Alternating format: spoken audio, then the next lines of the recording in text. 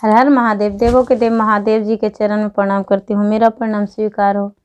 माता गौरा पार्वती के चरण में प्रणाम करती हूँ, मेरा प्रणाम स्वीकार हो। गणपति ललनवा के चरण में प्रणाम करती हूँ, मेरा प्रणाम स्वीकार हो। सब गुरु भाई बहना के चरण में प्रणाम करती हूँ, मेरा प्रणाम स्वीकार हो। माता पिता के चरण में प्रणाम करती हूँ, मेरा प्रणाम स्वीकार हो। गुरु भाई बहन, मैं एक कथा सुनाने जा रही हूँ। इस कथा को पूरा सुनिए, रहा जानिए। आधी नहीं, आधी सुनने में शिव गुरु का अपमान होती है और पूरा सुनने में ज्ञान होती है, इसलिए कथा को पूरा सुनिए, रह जानिए। हर हर महादेव, घर घर महादेव। गुरु भाई बहना, मैं एक कथा सुनाने जा रही हूँ, इस कथा को पूरा सुनिए। गुरु भाई बहन, एक बुढ़िया थी। एक बुढ़िया थी, बहुत गरीब बुढ़िया थी, बहुत गरीब। उसके घर में एक बेटा थे और एक बहू थी। वो बेचारी बुढ़िया इतना गरीब थी, इतना गरीब थी, उसके बेटा और बहू इतना गरीब थे कि उनके घर में एक टाइम चूल्हा जलता था, एक टाइम चूल्हा नहीं जलता था। बेटा कितनहू कमाते थे लेकिन पूरा नहीं हो पाता था, पूरा नहीं हो पाता था। उसको जो बहू थी, वो बहू क्या करती थी, बुढ़िया जो थी वो भगवान के भक्त थी, भगवान के पूजा करती थी। लेकिन उसको जो बहू थी वो प्रतिदिन सुबह उठती थी और सुबह उठ के घर में झाड़ू नहीं लगाती थी, घर में झाड़ू नहीं लगाती थी। सबसे पहले दतमन करके और भोजन करती थी। बासी आंगन, बासी चूल्हा, बासी बर्तन, और वो पहले भोजन कर लिया करती थी। बच्चे को भी भोजन करवा दिया करती थी, बिना आंगन में झाड़ू लगाए, बिना कोई काम किए हुए, और सबसे पहले भोजन करती थी। ये सब भगवान के पसंद नहीं था। ये जो बुढ़िया थी वो सुबह उठती और सुबह उठ के और पूरा घर में पहले झाड़ू लगाती बेचारी। उसके बाद बर्तन जूठा जो भी होता ये धोती और धो करके और अपने बहू के दे दिया करती थी। उसके बाद बहू चूल्हा जलाती थी। उसके घर में जो था वो दरिद्रा का वास था, लक्ष्मी का वास नहीं था। कितनहू भी बुढ़िया पूजा करती थी लेकिन सुबह सुबह जो होता था वो भगवान का पसंद नहीं था, लक्ष्मी माता का पसंद नहीं था। इसलिए बुढ़िया के खाने पीने के भी लाले पड़ गए थे। खाने पीने के लिए दो वक्त का रोटी नहीं मिल पाता था। भगवान भी नाराज थे। वो बहू बोली अपने पति से कि सुनिए जी, हम लोग का 3 बच्चे हैं, हम लोग 2 हैं, एक आपकी माँ है, 6 परिवार हैं। इतने परिवार में आपकी जो माँ है वो सबसे ज़्यादा भोजन करती है। आपके माँ के जितना कोई नहीं, मेरा बच्चे भी नहीं खाता है, हम भी नहीं खाते, आप भी नहीं खाते हैं। उसके पति बोले तो क्या करूं? माँ को बोले कि जब आपकी माँ सो जाएगी तो चटाई पे सोती है, चटाई को लपेट दीजिएगा और लपेट के और हम लोग दोनों मिलके सबसे पहले रात में ले जाके और जहाँ पे मृतक का अग्नि संस्कार होता है वहाँ पे धर देंगे लकड़ी ले जाकर, और फिर दोनों मिलकर और माँ को ले जाके और उस पे सुला देंगे, अग्नि जला देंगे, माँ जल जाएगी, एक व्यक्ति तो कम जाएंगे। उसके बेटे बोले हाँ हाँ ठीक है। पति पत्नी दोनों आपस में ये बात मिला लिए और बोले कि ठीक है, अच्छा है। ये बात क्या किए कि तैयारी कर लिए। उसकी जो बहू थी वो सूखा सूखा लकड़ी जलावन इकट्ठा करके दरवाजे पर रख दी। इकट्ठा करके 2 दिन 4 दिन लगा, दरवाजे पर रख दी और दरवाजे पर रख के और बोली कि चलिए कोई बात नहीं, आज बूढ़ी माता को अच्छे से भोजन करवा देते हैं। उसके बाद आज के बाद तो ये भोजन करेगी नहीं। रात्रि हुआ तो रात्रि में भोजन करवा दी। भोजन करवा के और बोली कि माता जी आपको चरण दबा दें। कहती है बेटी कभी भी तो मेरा पैर नहीं दबाई हो, लेकिन आज जब तुम्हें मन है तो दबा दो। ये क्या कि बहू पैर दबाई अपने सास को पैर दबा दी और पैर दबाकर और बोली कि माता जी आप रोज रोज कहते थे कि झाड़ू लगा देना घर में और उसके बाद भोजन करना, आज तो सुबह में वैसा ही किए हैं। हमने तो सबसे पहले उठे, इतना दिन तो हम आपके पास रहे लेकिन कभी ऐसा नहीं किए, लेकिन आज हम सुबह सुबह उठे और उठ के और पूरा घर में झाड़ू लगाए, बर्तन धो लिए, उसके बाद भोजन किए। वो बुढ़िया बोली बेटी बहुत अच्छा की, वैसा ही करना चाहिए, ऐसा ही करोगी तो घर में सुखी रहेगा। बोले ठीक है माँ जी ऐसा ही करेंगे। ऐसा ही करते करते बुढ़िया का पैर दबाते दबाते नींद आ गया।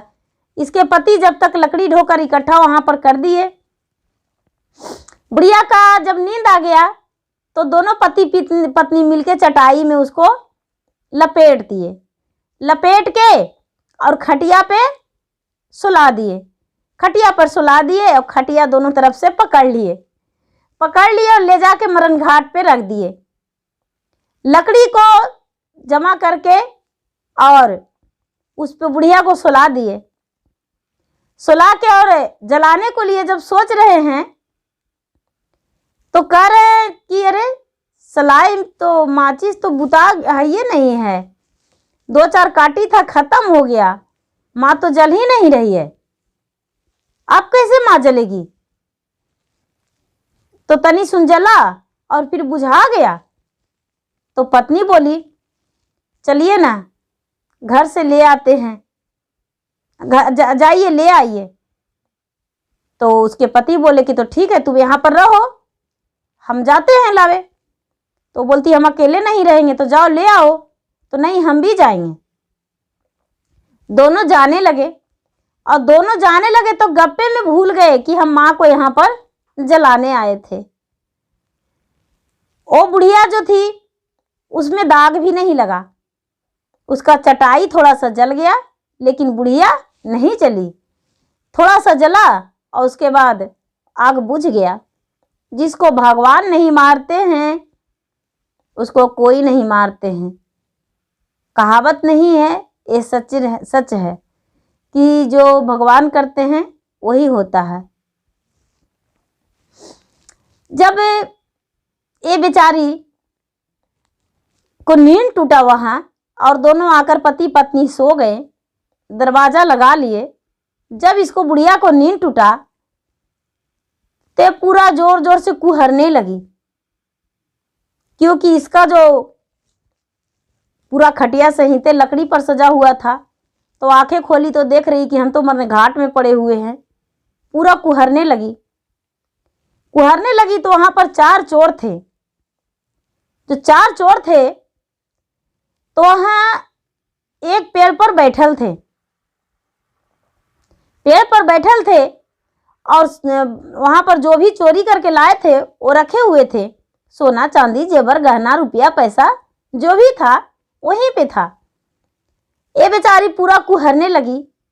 तो चोर लोग सुनते हैं तो कहते हैं अरे कोई यहाँ पर आ रहा है।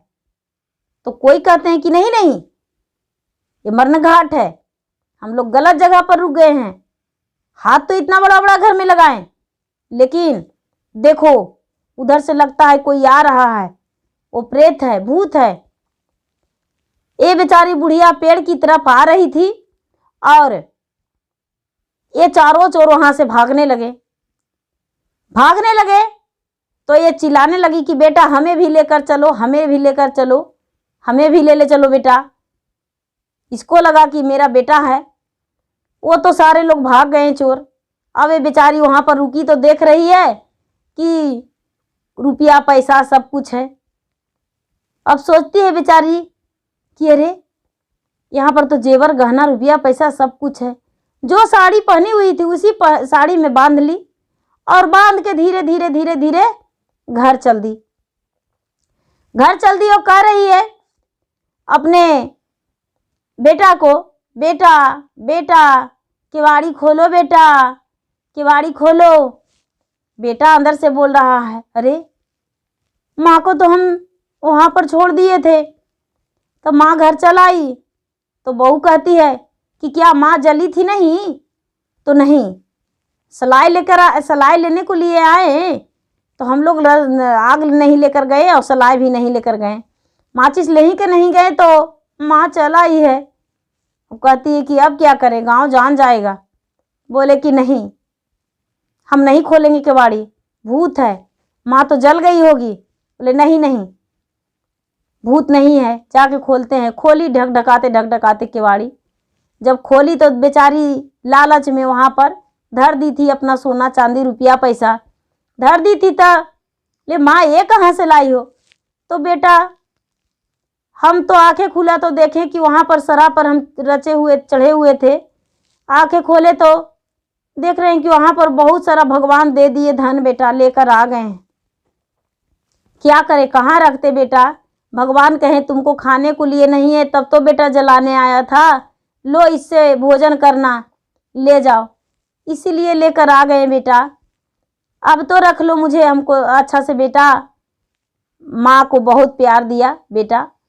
जब शाम हुआ तो उसको पत्नी कहती है, सुनिए जी,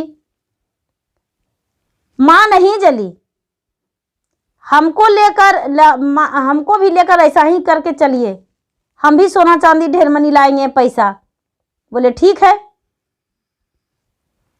बेटा उसको पति क्या किए कि जैसे जैसे माँ को किए ठीक उसी तरह अपने पत्नी को कर दिए और अपने पत्नी को ले जाकर और वहाँ सरा पर चढ़ा दिए और चढ़ा के सलाई बारे धाए धाए धाए धाए पूरा उनकी पत्नी लहरने लगी। अब उनको पत्नी चिल्लाने लगी और पति दौड़े दौड़े भाग आए कि ठीक है, ढेर मनी पैसा लेकर आना, ढेर मनी सोना चांदी लेकर आना, माँ से दुगना, भगवान से मांगना, भगवान से मांगना, ऐसे कह के। और पति तो भाग आए, पत्नी जल के छाय हो गई। अब सुबह में धूप उग गया, पति आसरा देख रहे हैं कि मेरी पत्नी आएगी, मेरा पत्नी आएगी, पैसा लेकर आएगी, सोना लेकर आएगी, चांदी लेकर आएगी, बहुत सारा धन लेकर आएगी। बच्चे लोग भी इंतजार कर रहे हैं। लास्ट में उसके पति देखने गए तो देख रहे हैं कि उसकी जो पत्नी थी, पत्नी तो जल के वहाँ पर छाय हो चुकी है। क्या करे? सारे लोग बोले, सारे लोग से बताए कि क्या कहूँ, मेरा पत्नी तो मर गई। बोले आपको पत्नी मर गई तो आप बताए नहीं, तो क्या बताते? ऐसा ऐसा बात था, माँ को हम ऐसा किए तो माँ तो बच गई और हमको पत्नी इस दुनिया से चली गई। सारी लोग गांव को थूकने लगे कि देखो, जैसी करनी वैसी भरनी, जैसा तूने किया वैसा फल पाया। तुम्हारा माँ तो जीवित रह गई, क्योंकि माँ जो थी वो तुम्हारी पापिन नहीं थी। तुम्हारी पत्नी कहती थी कि ये प्रतिदिन पूजा करती है, पापन है, लेकिन ये पापन नहीं थी, ये पापिन रहती तो ये इसका जिंदा ही ये जल जाती, लेकिन इसका जीवन बच गया और तुम्हारा पत्नी जल गई। इसलिए दूसरे को लिए कुआं नहीं खोदना चाहिए, कांटे नहीं बुनना चाहिए। जो कांटा दूसरे को लिए बोते हैं उनका पैर में पहले चुभता है, हाथ में पहले चुभता है, उसके बाद ही दूसरे को चुभता है। जो कुआं दूसरे को खोदते हैं वो गड्ढा में खुद गिर जाते हैं। जैसे कि उस बुढ़िया के बहू अपने सास को मारना चाहिए तो सास तो नहीं मरी, लेकिन बहू मर गई। इसलिए गुरु भाई बहन, कभी किसी पे गलत नहीं सोचना चाहिए। गुरु भाई बहना, मेरा वीडियो अच्छा लगे तो इसे लाइक कीजिए, शेयर कीजिए, सब्सक्राइब कीजिए। धन्यवाद। हर हर महादेव, घर घर महादेव।